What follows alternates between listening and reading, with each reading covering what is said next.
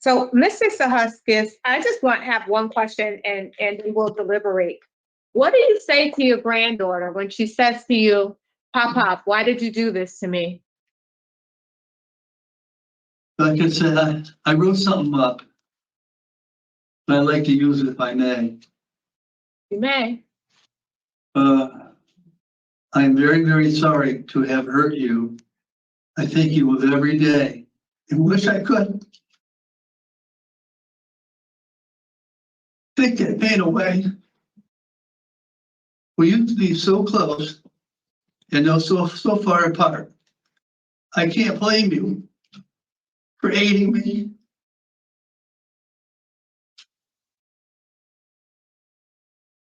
And not wanting to see me. I hope that someday you will allow us to meet with a therapist and try to find an understanding and amends.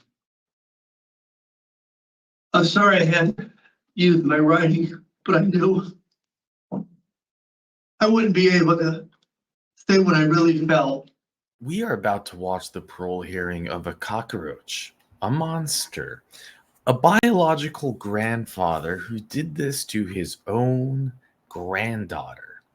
It's not clear from the parole hearing how old she was, but it says that under the age of 12, older than the age of 3.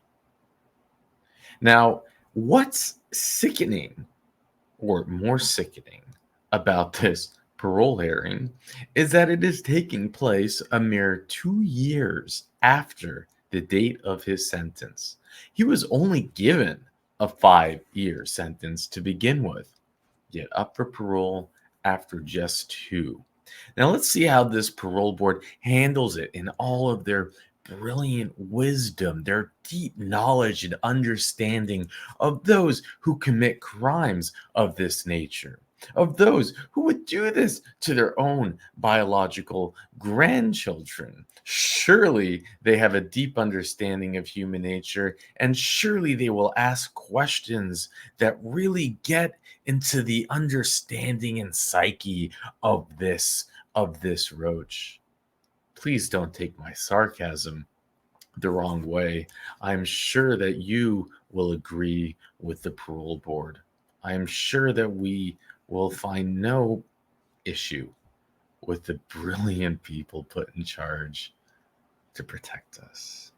Anyways, with that, let's jump in. Please state your name and inmate number for the record, sir. Certainly, James Sahusky, 440943. This hearing is being conducted in consideration of the parole application for James Sahuski, 440943. He is serving a sentence of 10 years execution suspended after 5 years jail. 10 years probation to follow for sex 4, victim underage, risk of injury to a child in illegal sexual contact. As of today, records reflect a parole eligibility date of September 19, 2024 at 50%. There is no victim input in this case. The offender has an offender accountability plan. A review of the plan shows the offender has completed good intentions, bad choices, anger management, and the short-term sex treatment to date, utilizing the statewide collaborative offender risk evaluation system scores. The offender overall score for recidivant falls within the low range. Utilizing the static 99R, the offender overall score for sexual offense recidivism falls within the low range. Mr. Sahusky, this is your opportunity to express to the board why you believe you should be granted parole. You may begin, sir. Okay, I'm not too sure how all I'm nervous, I'll be honest with you. And hopefully, all right. I did prepare myself a few things for it. What I did to my granddaughter was wrong and horrible, and it haunted me every day since. I hurt her, my son, her father, and my family. I didn't know or understand how I allowed this to happen and realized I needed outside help and found a therapist having the experience and knowledge For a year and a half, I met weekly with Martha Newberry. For a 1-hour session, she guided me through the process with her questions and comments. Because of this, it came close to us what the root cause of my behavior happened.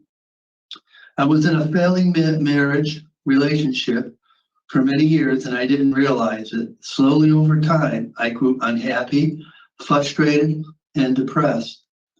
I stopped to drink more and thought it was due to the stress from work. Over time, I drank more with alcohol, which alcohol possessed and controlled me. It replaced unhappiness with happiness. The frustration and depression disappeared. Life was good, except my protective barriers were lowered and bad decisions followed. Just as a side note, on September 28, 2020, I joined AA and stopped drinking, and I have not touched a drop of alcohol since, which is over 4 years.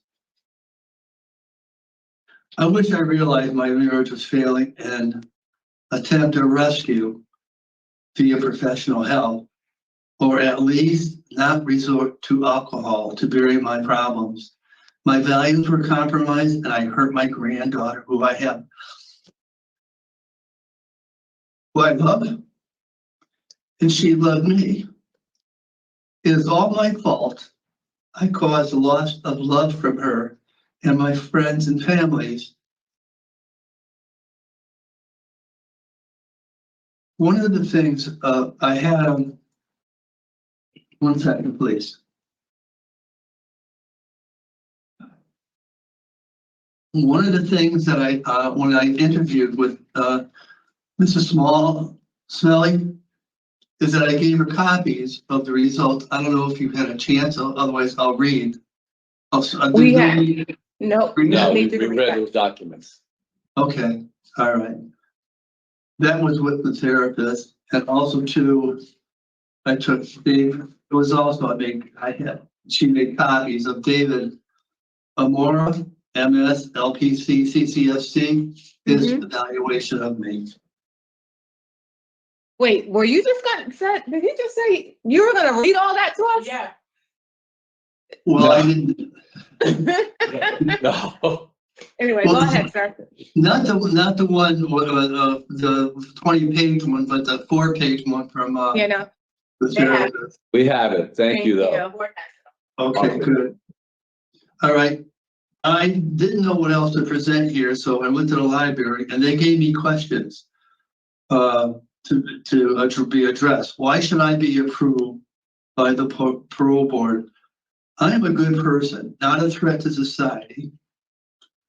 I contribute by volunteering my time to a host of organizations, such as Mystic Aquarium. I was a volunteer scuba diver there. Plus I did husbandry every other week. I did that for 7 years. Lions Club out of Brantford. I went through all the steps within there. And actually the last 12 years, I was a treasurer. So I was always busy. The Zion Episcopal Church, I was a vestry, which is the board of the church. I was in building and grounds. I was on the finance committee. Then we had the nursery school, and I was on the finance committee there. Mr. Sahusky, I apologize for interrupting you, but we're not here to determine who's a good person and who's a bad person, because I'm sure that there are lots of very good people in that.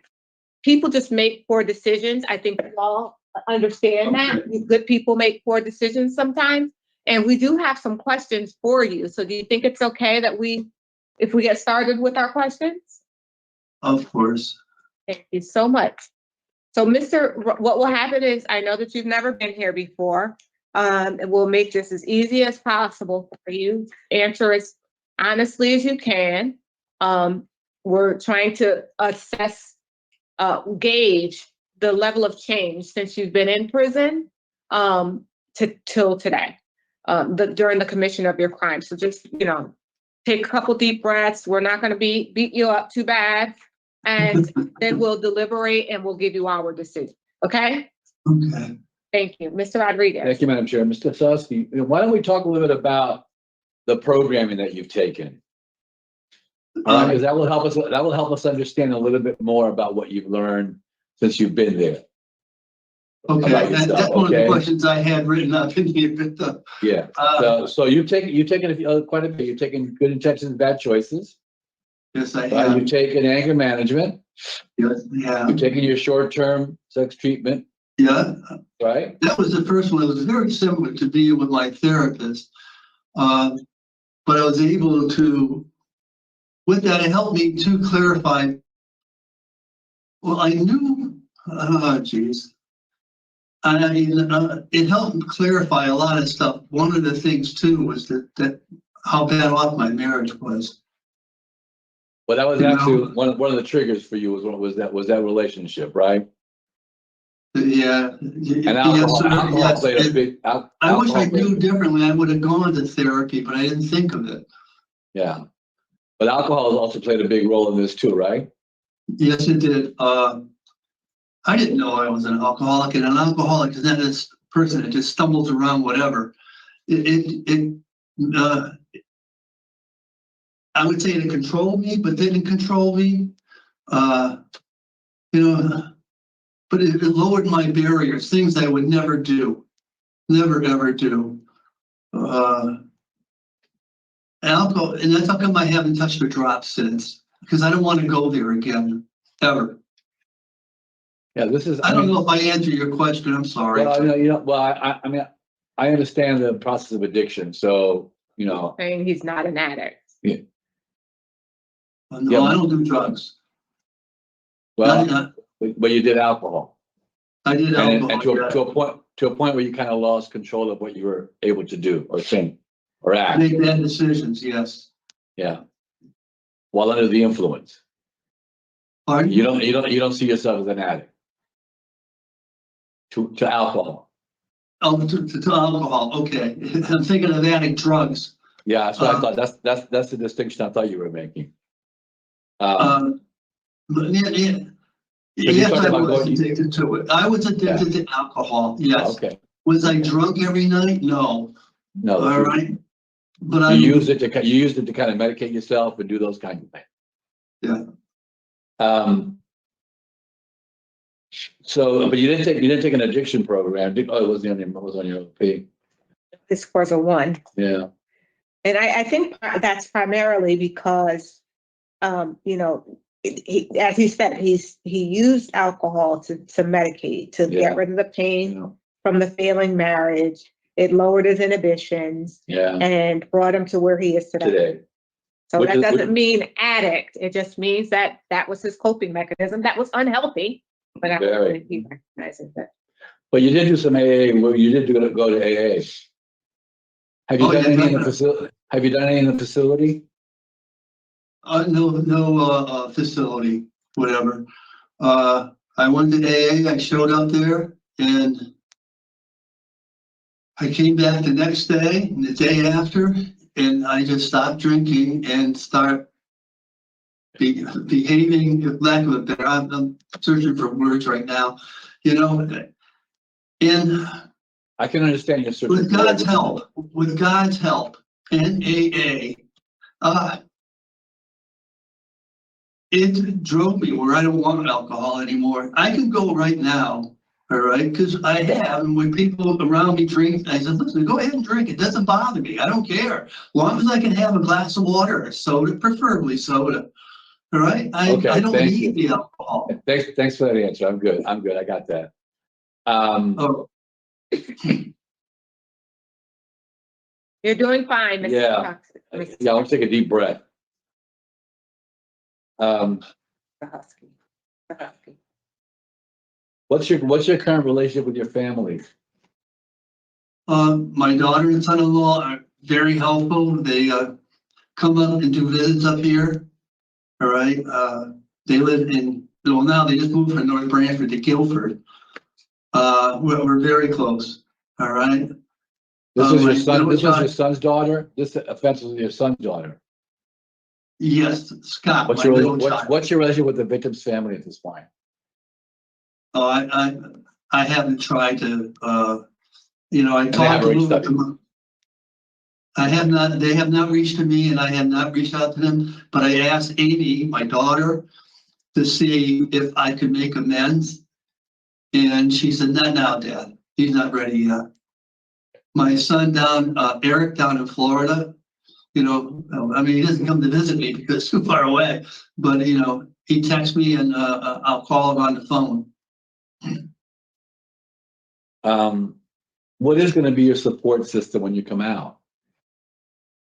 Well, my support system is that's a wide range of it. And my daughter, my son-in-law, my son in Florida, okay, I'm very close with. Definitely, I'm going to be going. I want to go back to my home group in AA and Brantford. I went Monday through Friday, and sometimes Saturday and Sunday. I will continue that because I got a lot out of that. And I also learned to reacquaint myself with God. Because with his help, Yeah. I'm where I am today. Not in jail meeting, but from my alcoholism. All right. If I really You need realize you're on the lifetime registry. I know. I have it's going to be tattooed on my forehead. And I know it's going to be probably very difficult for you. A major stumbling block, yes. I mean, listen, on the good side, you're this is the first offense for you. You don't Yeah. have, you have no tickets, no DRs, no tickets from the facility. So you've No, been, none.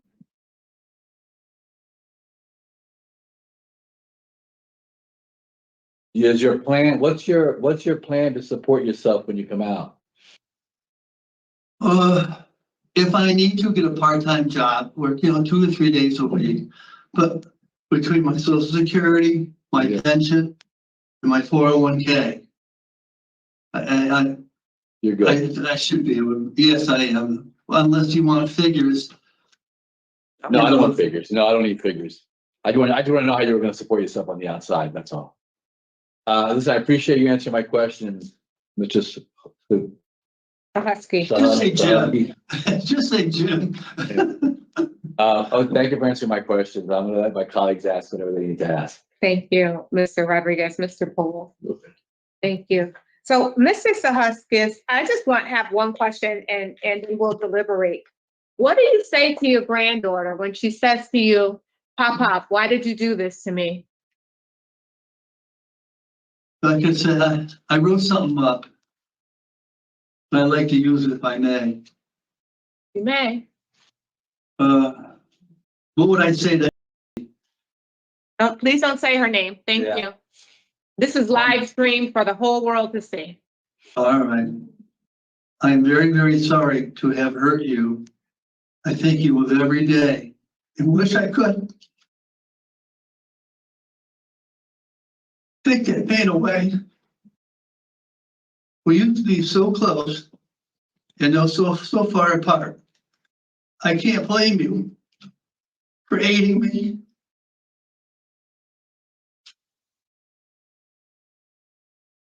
And not wanting to see me.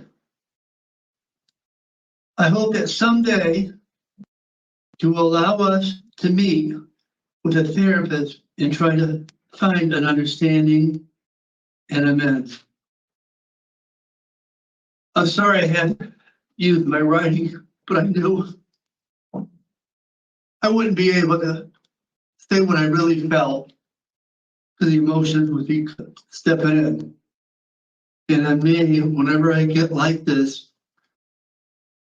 my mind goes blank. So Yeah. I'm sorry I had to use. Well, you need to write it down then, because there will come a time. Unfortunately, sir, you have a lot less years to live ahead of you than you had years ago. And at least if you write something down and put it somewhere where when you are, finally expired, that maybe that'll help her heal, because this will be a forever thing for her. there's no words right now that can heal that pain. So give us a few minutes to talk about your case, sir. Are there any other questions that you No have? more questions. Nope, we're good. Thank you. Thank you, Mr. Rodriguez. Madam Chair. Thank you very much, Mr. Sikorsky. Race low, I'm just Yep. stating that. Race low recidivate. But taking positive programming. Yep. We've done his short-term sex offender treatment while there. Has 10 years of probation Mhm. to follow. I would be supportive of his discretionary parole today. I would as well. I would as well. It'll be a little over a year of that supervision that will be able to help him reintegrate, get acclimated to his new life as a sex offender, and hopefully complete the remainder of those 10 years successfully on probation. Yeah. So I have no minors, no victim, problem sexual behavior in halfway house, no alcohol. Alcohol. The victim without parole. With regard to James Sahusky, 440-943, I move that his discretionary parole be granted on or after today's date, October 18th, 2024, with the following conditions in addition to the standard parole conditions. You are to consume no alcoholic beverages. You are to have no contact with the victim of your crime, initials A.S., without the parole officer's permission. You'll have no contact with minors without the parole officer's permission. You'll participate in problem sexual behavior treatment in the community, and we'll release you to a halfway house for residential placement. Colleagues, did I say everything? Yeah. Is there a second? Second. All in favor? Aye. Oh, you're already second. That's it. All right, so Mr. Sahusky, we voted you to parole. It's an on or after date. We voted you to parole today, but you're not going to be released today. They have to find some place to put you, okay? Best All of right. luck, sir. Can I ask a question? Sure. Is there a chance to go to a alcohol house for that? Well, Or that- we don't? That will be up to the officer that you speak to about your discharge. Okay, All that's right. what okay. Good luck to you, sir. Good luck. Okay, thank you very much. Have a nice day. You too. This concludes the hearing for James Sahusky, 0943. You will receive this in writing, Mr. Sahusky. Good luck to you. Thank you.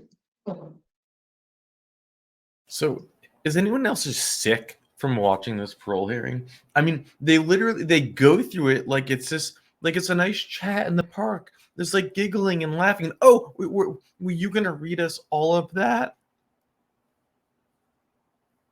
You know, it's crazy. They're like putting words in his mouth. They're not asking him. You know, in Louisiana parole hearings, you would have like a Miss Bonnie Jackson. You would have a Mr. O'Shea. You have the parole board members that would actually say, can you tell us what you were thinking? Why did he do it? Tell us what happened. And the reason that they're asking these questions is because you can get so much information out of it. How many times have we seen these roaches go ahead and say, well, it was her fault. She wanted it. They say something that just brings clarity that no, this person is not. You have to keep him locked up longer. Now, of course, a 5-year sentence is just an insult. Of course, paroled after 2 years is an insult, a slap in the face. But it's a further insult when you have these parole boards that just seem to be like just so dangerous. Where does the victim come into the picture?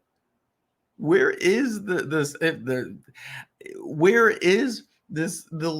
little girl? He literally, what does he say? He says that it's because of a bad marriage.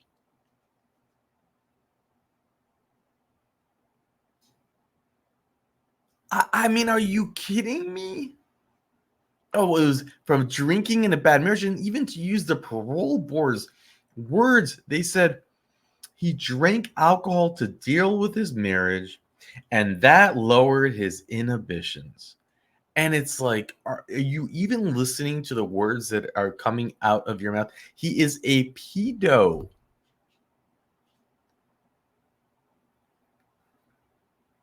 If any of you are wondering how he has a low risk score to reoffend, we'll go over the risk score. Done it a bunch of times already, but maybe some of you haven't made it this far to the end of a hearing yet, and we'll go over it. And you'll laugh. I mean, you'll laugh, or you'll cry, you'll throw something, you might throw your phone. But the Static 99, which is a nationwide 10-point questionnaire, all 50 states in the United States of America, you agree to use. They can't agree on anything, but this they can agree to use. A 10-point questionnaire, which was created over 20 years ago before a smartphone, about 8 years before a smartphone had even existed yet, or at least an iPhone had existed yet, and they're still using it to today. And it's gonna blow your mind. But I'll show you why he gets a low risk score with this questionnaire. Because anyone with common sense, anyone who's done a sheeple, anyone who does not have a PhD, anyone who's not working in government or in places that are meant to protect our children, we don't understand. We just don't. Now, surely for those PhDs in the audience and government officials and whatnot, you can explain it to us, to us morons. But for anyone who's not under that category, we just have to accept the fact that we don't, we don't understand. We obviously, it's just the alcohol that lowered his inhibitions, and it had nothing to do with him being a roach. Nothing, when he started going off the list of all the things that he's done in his life, it's only like alarm bells and really just fear. When you hear, oh, well, he was a volunteer diver at the local aquarium. Wow, I wonder what job where you do things that kids will absolutely love. Wow. Oh, you're a member at the Lions Club. That's not scary at all. I'm sorry to say this, but a board of your church on the church. All places where he can have access to his prey. He reads that out. Then he goes into his statement. He fakes the tears, horrible faker. He fakes this emotion. He actually says things which are so disgusting and disturbing. He uses the words, I loved her and she loved me. It's like, how dare you? How dare you? The letter that I went to the library so I could find out what questions were. It's like, you some people, they need to just serve all of their time. It's where's the aspect that you need to serve more time. But then, you have the judge, you have the DA, you have everybody that fails the victims in these scenarios. So it never even crosses a parole board mind to say, you know what, you're a pedo, you like children. Well, they don't ask him. They say, wow, you know what you have going for you is that this is your first offense. No, how about it's the first time you've been caught? Now, of course, there's no proof that he's done it before. There's no proof that he has other victims. But I think that data tells us you don't just wake up one day and become a pedo because you drink and your inhibitions got low and you had a bad marriage. It's just insanity. But who am I? I'm just a Mandoo. What do we know? Psychopaths. I really feel like they're psychopaths. There's like a point where it's just beyond. There's no excuse. You have to stop making excuses for them. There's something wrong with the way these parole boards are wired. They're just like missing some common sense. Oh, sorry, we're the ones missing common sense. We don't understand. We're just the sheeple. So here it is, the Static 99 that all 50 states. This is going to just blow your mind. So by the way, the purpose of the Static 99 is to the lowest score possible. Okay, so if you have a -3 to 1, you're a low. And I'll show you how easy it is to get a -3 to 1. He, I believe, will have a -3 from what I understand. But let's go through it, okay?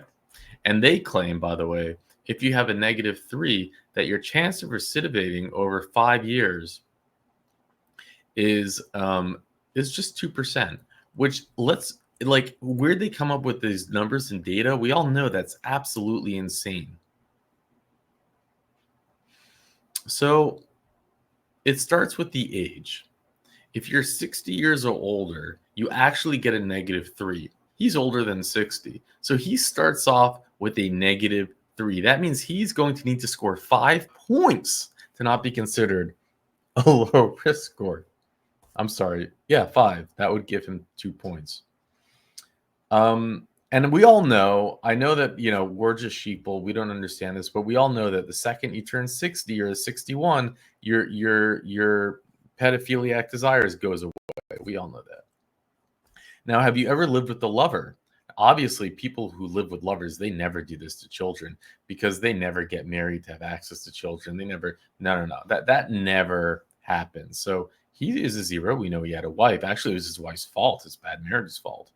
Any non-sexual violent convictions? No. Prior non-sexual violent? No. Prior sex offenses? No. Which again, now you can see how redundant and ridiculous these questions are. It's like they literally had to fill up a 10-point questionnaire and had no idea what to put in, so they just put redundancy. Prior sentencing dates? No. Any convictions for non-contact sex? So that might be like CP, right? Now, even if keep this in mind, remember what he did to his biological granddaughter. Now, even if he had a phone loaded with CP, he would still be at a -2 on the risk score. Okay, so you can do this to your own granddaughter, and you can have a computer and hardware drives and cell phones and a private database full of CP, and he would still be a low risk score according to the statewide collaborative 10-point questionnaire. Any unrelated victims are like, no, this was his biological granddaughter. So since she is related to you, you still get a 0. Yeah, we all know that makes sense. Any stranger victims? Nope. Again, he knew her well. So nope, he's still a 0. Any male victims? Because, we know obviously that if you have a male victim, you're at a higher risk. But since it's just his granddaughter, no. So his score is a -3. He is a -3. That's his low risk score. This, my friends, is the collaborative form which all 50 states use. They worship it. They use it to decide whether someone is a low risk or a high risk. So who cares if you are a grandfather that does this to your biological granddaughter, because you check those boxes literally and figuratively, because your victim was related to you, because it was female, because you're older the age of 60, because you lived with a wife or with a lover, you're low risk. Now, my friends, my Mandalorians, true crime community, or just someone who happened to make it to the end of this is the reality that we live in. And at some point this will change, and we will look back at this and say, how is this possible? We, as in like the general public. But until then, it's just a very small group that has their eyes wide open. And I don't know how we can just go on like sheeple to the slaughter, just pretending this doesn't exist, because it does, and it's insane. And with that, I'll let you go. Race low, just static 9. Race low to recidivate. But taking positive programming. Yeah. We've done his short-term sex offender treatment while there. Has 10 years of probation to follow. I would be supportive of his discretionary parole today,